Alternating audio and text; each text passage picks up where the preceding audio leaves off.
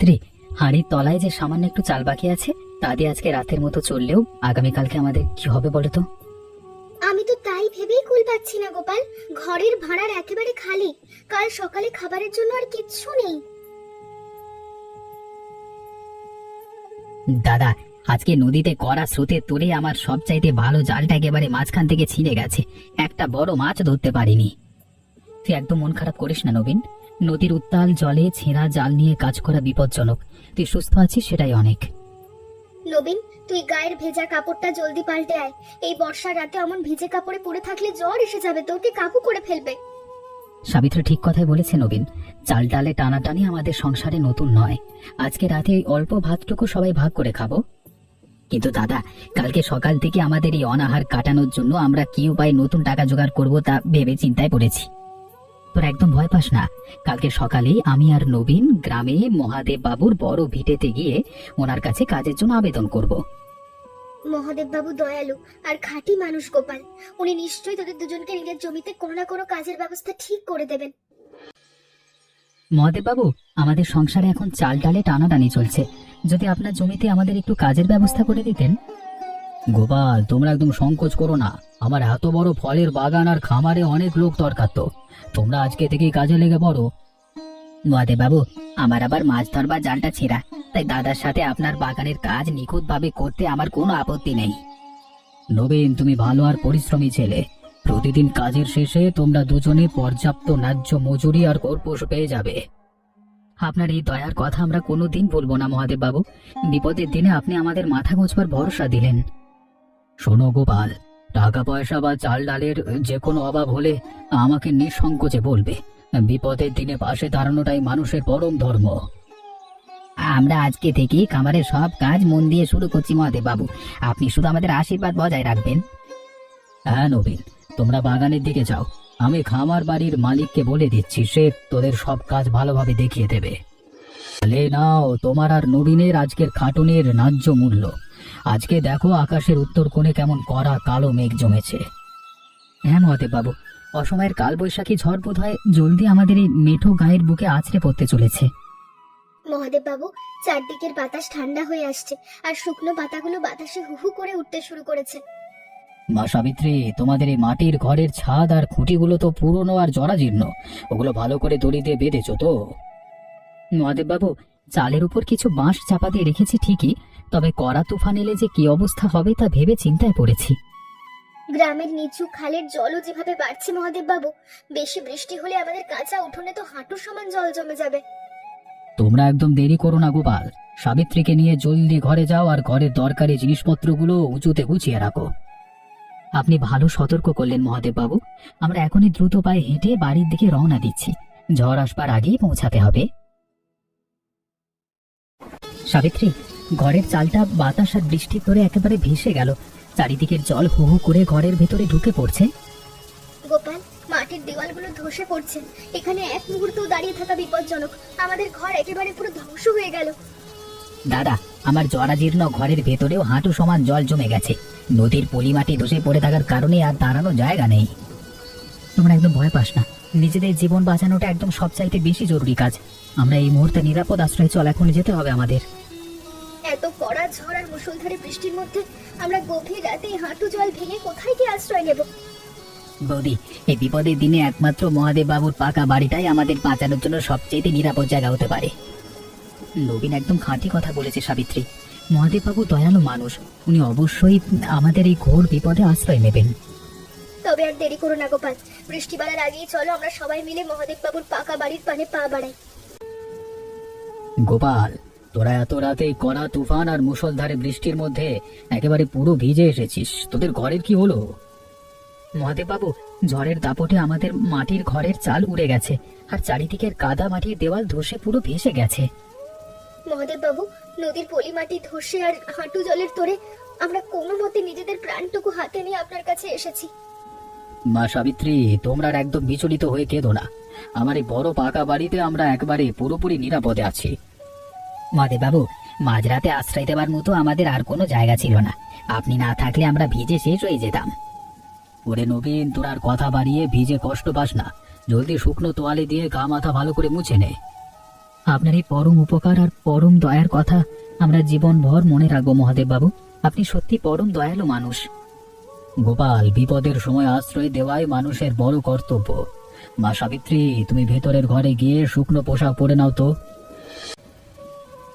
গোপাল, নিচু পাড়ার চালচুলোহীন গরিব মানুষগুলোর ঘরবাড়ি বানের ঘোলা জলে একেবারে ভেসে পুরোপুরি নষ্ট হয়ে গেছে। হ্যাঁ মহাদেব বাবু, গ্রামের সব কাদামাটির পথ ডুবে গেছে। বহু মানুষ এই কড়া দুর্যোগে খোলা আকাশের নিচে ভেসে দিন কাটাচ্ছে।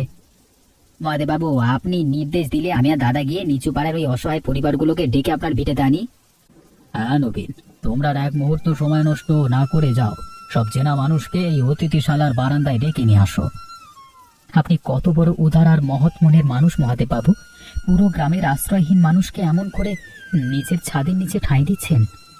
গোপাল, ধন দৌলত ওপরওয়ালা আমাকে দিয়েছেন এই মানুষের বিপদে পাশে দাঁড়ানোর জন্যই। সবাই এক ছাদের নিচে সুরক্ষিত থাক। দাদা চলো, আমরা জলদি বিলে আর নিচু পাড়ায় গিয়ে ভিজে যাওয়া শিশু বয়স্ক মানুষদের উদ্ধার করে এই বড় পাকা ভিটেতে নিয়ে আসি। তোমরা সাবধানে যেও বাবা।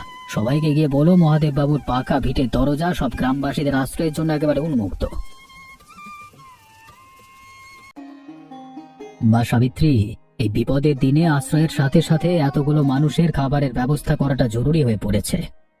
মহাদেব বাবু, গ্রামের এতগুলো মানুষের খাবার জোগাড় করা কঠিন কাজ, তবে আপনি ভাববেন না, আমরা সবাই মিলে সামলে নেব। গোপাল, তুমি আর দুশ্চিন্তা করো না। আমার গোয়াল ঘরের সব বড় কাঠের চালের ড্রাম আর ডালের বস্তা একেবারে খুলে দেওয়া হলো। মহাদেব বাবু, আপনি সত্যি পরম দয়ালু এবং সাক্ষাৎ অন্নপূর্ণা। এত চাল আর ডাল দান করে সারা গ্রামের ক্ষুধার জ্বালা জুড়িয়ে দিলেন।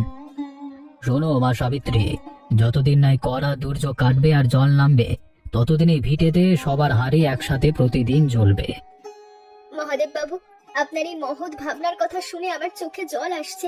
আমি এক্ষুনি অন্য মেয়েদের নিয়ে উনুন ধরাচ্ছি। মহাদেব বাবু, আপনি কোনো চিন্তা করবেন না।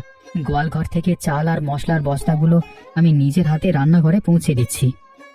হ্যাঁ গোপাল, চাল ডালগুলো জলদি নামাও। আর মা সাবিত্রীকে বলো খুব যত্ন করে খিচুড়ি বসাতে, যেন কেউ ভোকা না থাকে। দাদা, চারিদিকের বৃষ্টি কিছুটা কমেছে, আর বানের কড়া জলে আমাদের গ্রামের বিল আর ডিচু নদী একেবারে উতলে পুরোপুরি ভেসে উঠেছে। তা ঠিক নবীন, কিন্তু এত কড়া ঘোলা জলে তোরে তুই ভাঙা জালে এখন কোথায় মাছ ধরতে যাওয়ার কথা ভাবছিস? দাদা, মহাদেব বাবুর পাকা ভিটেতে আজকে পুরো গ্রামের কত অসহায় মানুষ আশ্রয় নিয়েছে। প্রতিদিন শুধু ডাল ভাত ভালো লাগে। নবীন, তোমার মনটা দয়ালু আর খাঁটি বাবা, তবে উত্তাল জলের মধ্যে বিলে যাওয়া যে বিপজ্জনক হতে পারে। মহাদেব বাবু, আপনি এতগুলো মানুষের খাবারের পুরো জোগাড় করেছেন, আর আমরা দুটো তাজা মাছ ধরে আনবো না, তা কখনো হয়? মহাদেব বাবু, নবীন যখন এত বড় সাহসের কথা বলছে, তখন আমি আর ও দুজনে মিলে সাবধানে বিলে গিয়ে বড় খেবলা জাল ফেলি। তবে তোমরা সাবধানে যেও বাবা গোপাল। কাদা জলের তোর বেশি, সাবধানে বিলে নামবে আর তাজা মাছ আনবে। আপনি একদম চিন্তামুক্ত থাকুন মহাদেব বাবু, আমরা দুজনে মিলেই আজকে খেপলা জালে মস্ত সব তাজা মাছ ধরে তবেই ফিরবো। দাদা, শক্ত করে দড়িটা টেনে ধরো। পানির জোর স্রোতে কতটা তাজা মাছ আমাদের জালে আটকে পড়েছে। নবীন, তুই ওস্তাদ আর সাহসী ছেলে। এক খেপলা জালি এতগুলো তাজা রুই আর বড় কাতলা মাছ ধরা পড়লো। ওয়ে মামা, এই ঘোলা পানির তরে এত সুন্দর সব তাজা চারা মাছ জালে উঠবে, তা আমরা ভাবিনি স্বপ্নেও। দাদা, জলদি বড় বাঁশের ছুরিটা আমার কাছে এগিয়ে দাও। মাছগুলো খলবল করছে, ছিটকে আবার গোলা জলে চলে জানা যায়। হ্যাঁ নবীন, আমি ঝুড়ি ধরছি। তুই আর গ্রামের বাকি লোক মিলে জালের চারপাশে কাদা করা দড়িগুলো যত্ন করে গুটিয়ে আন। এই এতগুলো তাজা মাছ নিয়ে আজকের ভোজ একেবারে জমে যাবে গোপাল। মহাদেব বাবুর ভিটের মানুষ খুশি হবে। দাদা, ঝুড়িটা মাছে একেবারে ভর্তি হয়ে গেছে তো। চলো আমরা ধীর পায়ে হেঁটে মহাদেব বাবুর পাকা ভিটের পানে যাই। হ্যাঁ নবীন, সাবিত্রী আর মহাদেব বাবু এত মাছ দেখলে অবাক হয়ে যাবেন। চলো জলদি মেঠো কাদা জল পার হয়ে ভিটেতে চলো। মহাদেব বাবু, বড় কড়াইয়ের তেল বেশ তেতে উঠেছে।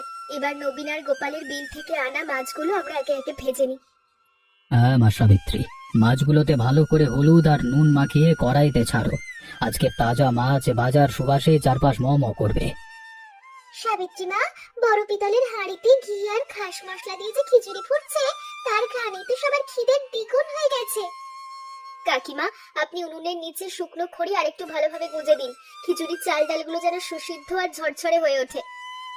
মা সাবিত্রী, রান্না যেন কোনো কমতি না পড়ে। আজকে আমাদের ভিটেতে আশ্রয় নেওয়াটা প্রতিটা মানুষ যেন পেট পুড়ে এই ভোজ খেতে পারে। আপনি দুশ্চিন্তা করবেন না মহাদেব বাবু, যত চাল ডাল আর মাছ আছে তাতে গ্রামের সবাই তৃপ্তিতে খেতে পারবে। সত্যি সাবিত্রী, মহাদেব বাবুর মতন এমন উদার মাটির মানুষ না পেলে এই কড়া দুর্যোগে আমরা তো না খেতে পেয়ে মরে যেতাম গো। তোমরা পরম ভালোবাসা রান্নাটা শেষ করো মা, আমি ওদিকে গিয়ে সবাইকে সুশৃঙ্খল ভাবে খাওয়ার জায়গায় বসবার ব্যবস্থা করে দিচ্ছি। মহাদেববাবু, দেখুন আমরা বাগান থেকে তাজা কলা পাতা কেটে ভালো করে ধুয়ে গুছিয়ে একেবারে প্রস্তুত হয়ে এসেছি। কাজ করেছো গোপাল, কলা পাতার উপর গরম ঘি খিচুড়ি আর তাজা মাছ ভাজা খাওয়ার যে আনন্দটা অতুলনীয়। মহাদেববাবু, সুবাসী তো চারপাশ ভরে গেছে, জলদি সবাইকে বারান্দায় উঠানে সার বেঁধে বসিয়ে দেবো, ভালো তোর শুরু করি। হ্যাঁ নবীন, তুমি আর গোপাল মিলে বড় পরিষ্কার মাদুরগুলো উঠানে পেতে দাও, আর গ্রামের শিশু বয়স্কদের আগে বসাও। মহাদেববাবু, সাবিত্রী আর অন্য কাকিমারা উনুন থেকে বড় বাটিতে করে কড়া মাছ ভাজা আর গরম খিচুড়ি নিয়ে একেবারে তৈরি হয়ে গেছে।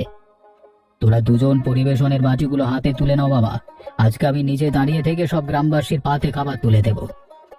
আপনি নিজে দাঁড়িয়ে খাবার পরিবেশন করবেন শুনে আমাদের মনটা ধন্য হয়ে গেল মহাদেববাবু, আপনার মন সত্যিই পরম উদার। চলুন মহাদেববাবু, আমরা কলা পাতাগুলো সার বেঁধে পেতে দিই, দুর্যোগের দিনে এমন একসাথে খাওয়ার আনন্দই পরম প্রাপ্তি। শোনো বাবা গোপাল, কোণে বসা ছোট বাচ্চাদের পাতে বড় দেখে একখানা করে তাজা মচমচে ভাজা মাছ আর একটু ঘি বাড়িয়ে দাও। মহাদেববাবু, আপনি তো গ্রামের প্রতিটা মানুষের নিজের পরিবারের সদস্যের মতো খেয়াল রাখছেন, সবাই তৃপ্তি পাচ্ছে। মহাদেববাবু, এত বড় ধনবান হয়েও আপনি নিজে আমাদের মতো গরিব গৃহহীনদের পাতে এভাবে খাবার বেড়ে দিচ্ছেন, আপনি আমাদের ভরসা। অমন কথা বলবেন না ভাই, ধন দৌলত ওপরওয়ালার দেওয়া ক্ষণস্থায়ী জিনিস, মানুষের বিপদে পাশে দাঁড়ানোটাই আসল ধন।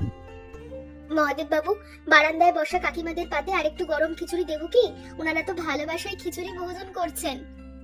হ্যাঁ মা সাবিত্রী, কার্পণ্য করো না, যে যত চায় পরম মমতায় তার পাতে গরম খাবার একেবারে পুরোপুরি বাড়িয়ে দাও। দাদা, এতগুলো মানুষের মুখে চেনা তৃপ্তির হাসি দেখে আমার নিজের খাটুনির সব কষ্ট একেবারে নিমেষে দূর হয়ে গেল। একেবারে ঠিক বলেছিস নবীন, মহাদেববাবুর এমন উদারতার জন্য আজকে পুরো গ্রামের মানুষ এই চরম বিপদের দিনে নতুন ভরসা পেয়ে। ধনদৌলত আর ভিটে বাড়ি তো গ্রামের অনেক মানুষেরই থাকে, কিন্তু এমন উদার মন সবার থাকে না। একদম খাঁটি কথা বলেছে রতনবাবু, বিপদের দিনে মহাদেববাবু যেভাবে আমাদের পরম ভালোবাসায় আগলে রাখলেন তা সত্যিই ও বড় অনন্য। গোপাল, তোমরা অমন করে বারবার প্রশংসা করে আমাকে পর করো না, বিপদে মানুষের পাশে দাঁড়ানোটাই তো পরম কর্তব্য। মহাদেববাবু, আজকের এই দুর্যোগের দিনে সবাই এক ছাদের নিচে বসে একসাথে এত খাবার খাওয়ার আনন্দ কোনোদিন ভুলবো না। হ্যাঁ নবীন, পেট পুরি গরম খিচুড়ি আর তাজা মাছ ভাজা খেয়ে আমার মতো বৃদ্ধ মানুষ একটু স্বস্তি পেলাম। রতন, তোমার এই হাসিটুকু আর আনন্দটুকুই তোমার প্রাপ্তি। পরম করুণাময় ঈশ্বর আমাদের সবাইকে একসাথে এক সুতোয় বেঁধে রেখেছেন। মহাদেববাবু, আপনি আমাদের শুধু পরম আশ্রয় দেননি, পুরো গ্রামের গৃহহীন মানুষকে চরম অনাহারে আর অনটনের মুখ থেকে পুরোপুরি বাঁচিয়ে দিলেন। তোমরা দুশ্চিন্তা করো না গোপাল, এবার সবাই একটু শান্তিতে ঘুমিয়ে নাও, ঝড় তো পুরোপুরি থেমে গেছে, এবার নিশ্চয়ই খুব ভালো দিন আসবে। মহাদেব বাবু, কড়া মেঘ কেটে গিয়ে চারিদিকে কেমন রোদ উঠেছে দেখুন, বিলে জমে থাকা বানের সব জলও নিচু খাল ধরে নেমে যাচ্ছে। হ্যাঁ মহাদেববাবু, জল নেমে যেতেই গ্রামের অসহায় মানুষগুলোর আবার নিজেদের এই ভাঙা ঘর বাড়ির পানে ধীর পায়ে ফিরে যাওয়ার কথা ভাবছে। গোপাল, বানের জল নেমে গেছে ঠিকই, কিন্তু নিচু পাড়ার গরিব মানুষগুলোর মাটি জরাজীর্ণ ঘর বাড়ি যে একেবারে পুরো ভেঙে পুরোপুরি ধ্বংস হয়ে গেছে। ঘর বাড়ি ধসে নষ্ট হয়ে যাওয়ায় তারা তো নিজের মেঠো ভিটেতে ফিরলেও মাথা গোজার মতো কোনো নিরাপদ আর শুকনো জায়গা খুঁজেই পাবে না। আমি শুধু ওদের বিপদে সাময়িক খাইয়ে পড়িয়ে একেবারে বিদায় দেব না গোপাল, যাদের যাদের ঘর ভেঙেছে তাদের নতুন করে বাঁধার ন্যায্য সরঞ্জাম কিনে দেব। কি মহৎ আর পুণ্যময় ভাবনার কথা বলছেন মহাদেববাবু, আপনি সত্যি সত্যি পুরো গ্রামের সব অসহায় মানুষের পরম অভিভাবক আর একটা নতুন আলো। হাটের দোকান থেকে চালের নতুন টিন আর মজবুত কাঠের বড় খুঁটি কেনবার সব টাকা আমি দেব, তোমরা শুধু ঘর পুনর্নির্মাণে একটু সাহায্য করো। আপনার এই পরম উদারতার কাছে আমাদের মাথা শ্রদ্ধায় নুয়ে আসে। ঈশ্বর যেন চিরদিন আপনার এই সংসার মঙ্গলময় করে রাখেন। মহাদেববাবু, আপনার এই পরম আশ্রয় আর ভালোবাসার কারণে আজকে আমরা ভেঙে পড়া জীবনের মুখোমুখি দাঁড়িয়ে নতুন করে বাঁচবার পরম সাহস আর ভরসা পেলাম। গোপাল, তোমরা নিজেদের জরাজীর্ণ কাঁচা মাটির ঘরটা মজবুত টিন দিয়ে বাঁধবার কাজ শুরু করো, আমার খামারের লোক দিয়ে টিনে পৌঁছে দেবে। আপনার এই পরম দয়া আর মহৎ হৃদয়ের কথা আমরা আমাদের জীবনের শেষ দিন পর্যন্ত অন্তরের গভীরে যত্ন করে স্মরণ রাখবো। মা সাবিত্রী, ধনসম্পদ সাময়িক আর ক্ষণস্থায়ী, কিন্তু বিপদের সময় একে অপরের পাশে পরম ভালোবাসায় দাঁড়ানোটাই পৃথিবীর আসল সম্পদ। মাদে বাবু, আমি কিন্তু জল শুকিয়ে যেতেই নদীর জালটা ভালো করে সারিয়ে নিয়ে মাছ ধরতে নামবো, আর মাছ পেলেই আপনার পাকা ভিটেতে ছুটে আসবো। নিশ্চয়ই আসবে নবীন, আমার পাকা বাড়ির দরজা তোমাদের সবার জন্য সব সময় একেবারে খোলা থাকবে। তোমরা সাবধানে আনন্দ মনে নিজের ঘরে ফেরো। তবে এখন আমাদের চির বিদায় দিন মহাদেব বাবু। আপনার শুভ আশীর্বাদ যেন আমাদের এই মেঠো জীবনের মাথার উপর সব সময় পরম আশ্রয়ের মতো বজায় থাকে।